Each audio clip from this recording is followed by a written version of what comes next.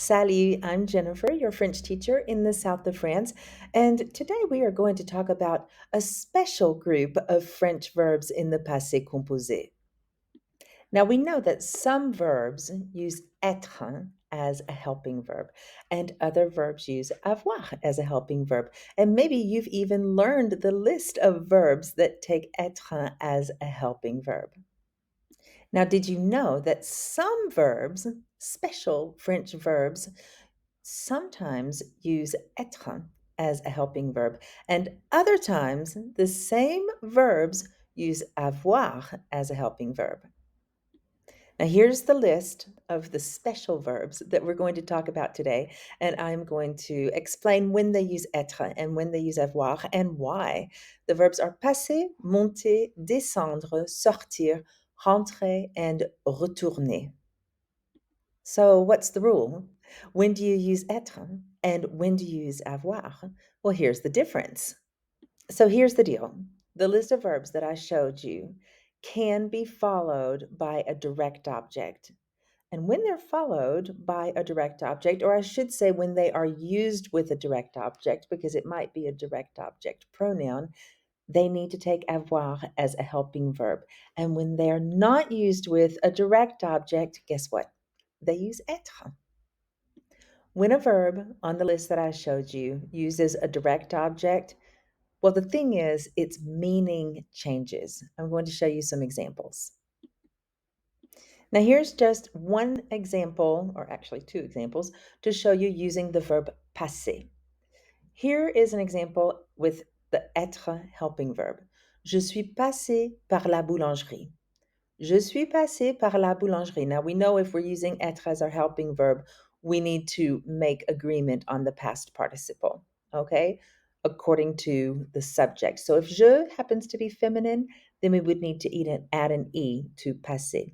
Je suis passé par la boulangerie means I stopped by the bakery.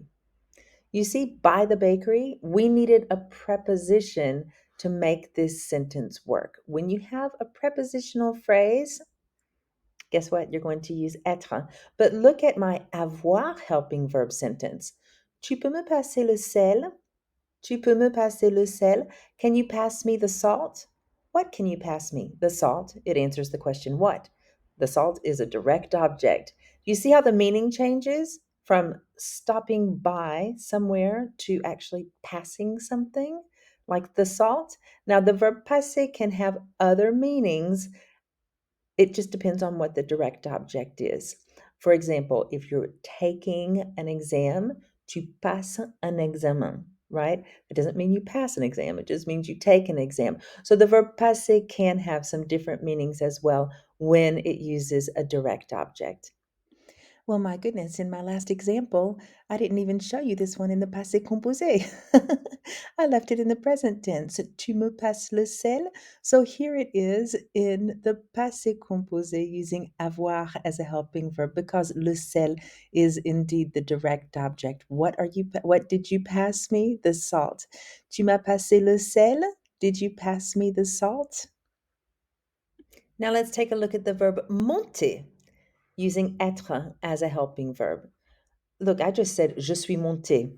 Je suis monté. So I don't have to have a prepositional phrase after it. If that's the end of the sentence, je suis monté, you're going to use être. There's no direct object. There's no direct object pronoun. Je suis monté means I went upstairs. Okay? I could have added a prepositional phrase. I could have said, for example, I went up to the third floor. Je suis monté au troisième étage. Au troisième étage, to the third floor, that would be a prepositional phrase. Now, if I'm using avoir as a helping verb, that means I have a direct object. But watch out. J'ai monté l'escalier. J'ai monté l'escalier. What did I go up? The stairs. So that is a direct object. The verb monter, in this case, does not require a preposition. Now, in English, we have to say, I went up the stairs, right? Because monter means to go up. Well, if we've done monter, we might as well do descendre because it's another verb that sometimes takes être and other times uses avoir as a helping verb. Let's look at it using avoir. Remember, there's no direct object. My French sentence and my English sentence are going to look really different. Je suis descendu par l'ascenseur. Je suis descendu par l'ascenseur. That is literally saying I went down by the elevator. That's not how we say it in English. One might say, I took the elevator down. So the sentence structure is quite different in French as compared to how we do it in English. But if you went down the elevator, you might say, well, what did you go down the elevator? You didn't really go down the elevator. You went down in the elevator.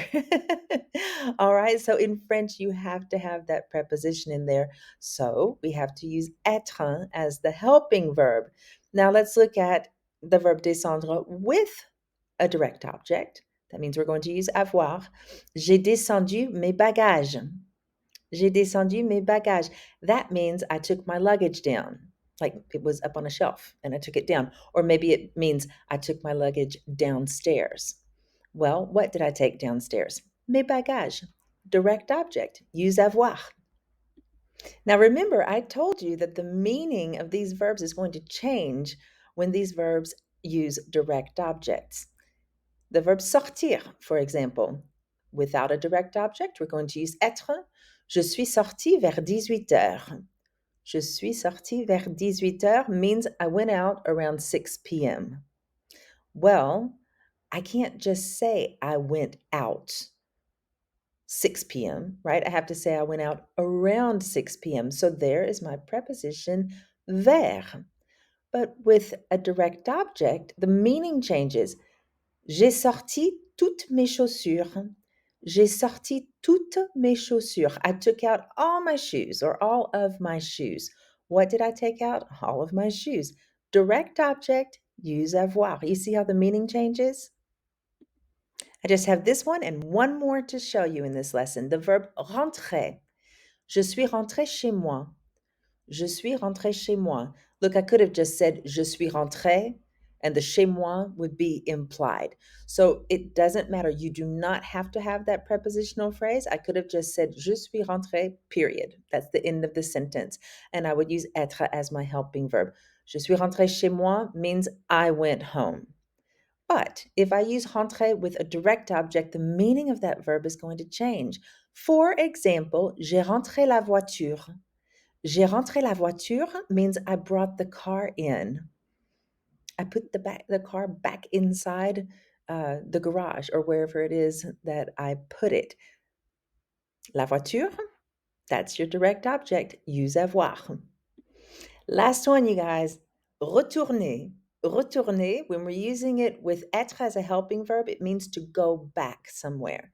To go back. So, je suis retourné au café. Je suis retourné au café means I went back to the café.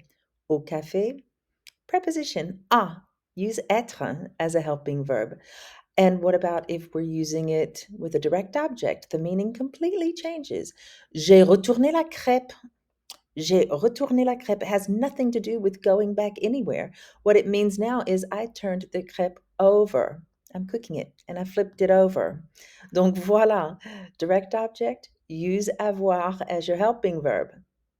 Now at this point, you might be asking yourself, Jennifer, what about all of those other verbs that I learned? Maybe you learned a list of 17 very commonly used verbs that use être in the passé composé.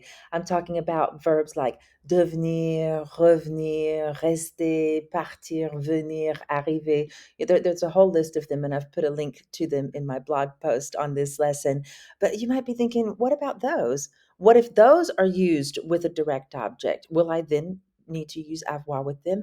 The thing is, the other verbs on that list, they can't use direct objects. And that's the whole reason why être is their helping verb. Let's do a little recap. You're going to use avoir when there's a direct object. And that means You're going to have a noun that completes the meaning of the verb without having to use a preposition. Now, there's always something a little tricky when you're learning a new language. In this case, le français. Many verbs that don't require prepositions in English do require them in French. And many verbs that don't require prepositions in French do require them in English. And you know what? That's just part of the fun. That's part of the game. You get to learn them as you go along. Now, you might find it useful to be able to print out this lesson. All you have to do is follow the link in the description below to my website where you can download a free PDF of this whole lesson with all of the examples. I would just love it if you would take a minute to follow my channel. And in my channel, you will find more lessons like this on practically every French grammar topic that you can think of. I will send you a French lesson every week with a free downloadable PDF if you just sign up for my newsletter. If you want to do that, you can also find that link in the description below. Merci beaucoup et à bientôt.